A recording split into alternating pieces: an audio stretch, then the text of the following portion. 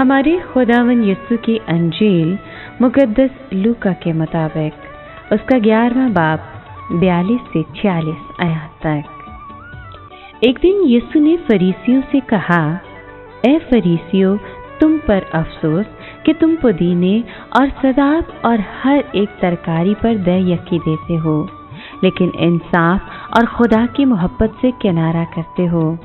चाहिए था कि इनको करते और उनको भी न छोड़ते।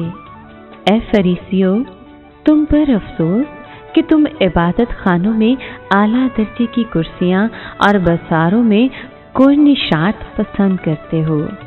तुम पर अफसोस क्योंकि तुम पोशीदा कब्रों की मानद हो।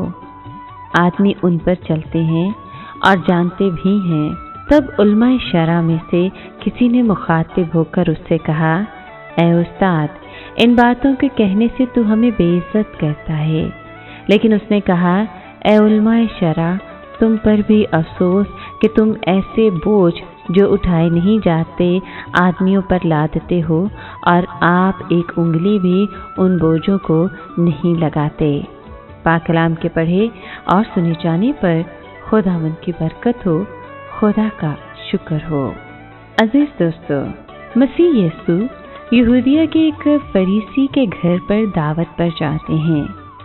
पहले तो जब रवायत के मुताबिक खाना खाने से पहले मसीह यीशु वज़ू नहीं करते, तो ऐसे में वो फरीसी हैरान होता है। जब मसीह यीशु ने ये बात भांप ली तो उससे कहा कि तुम फरीसी प्याले और थाली को बाहर से तो साफ करते हो, लेकिन अंदर से तुम लालच और बुराई से भरे हुए हो। इसके बाद उन्होंने तमाम मौजूद लोगों की तवज्जो असल मसले यानी रियाकारी पर दिलाई। उन्होंने कहा कि चीज़ें जो खैरात करते हो वो दिल से करो, तो फिर ही तुम पूरी तरह से साफ हो जाओगे। फरीसी खैरात तो देते थे, लेकिन मसीह यीशु ने कहा कि तुम पुदीने, सदाब और बाकी हरे मसालों का 10वां हिस्सा तो देते हो, लेकिन तुम खुदा जैसी इंसाफ पसंदी और मोहब्बत जाहिर नहीं करते। 10वां हिस्सा देना ज़रूरी तो है, लेकिन इसकी वजह से तुम्हें दूसरी बातों को नज़रअंदाज नहीं करना चाहिए। शरीयत में फसलों का 10वां हिस्सा देने का हुक्म है।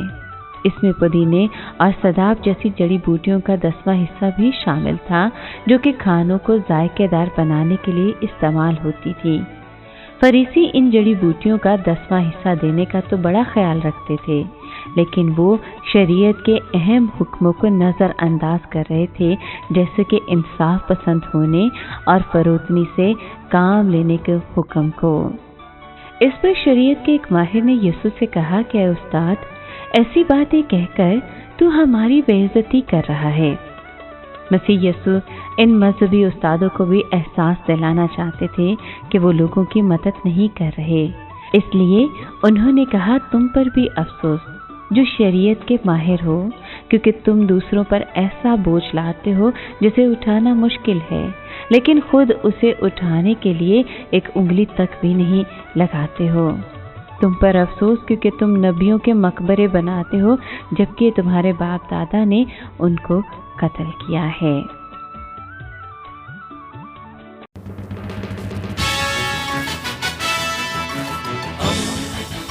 दोस्ती का पैगंबर, रेडियो वेरितास एशिया।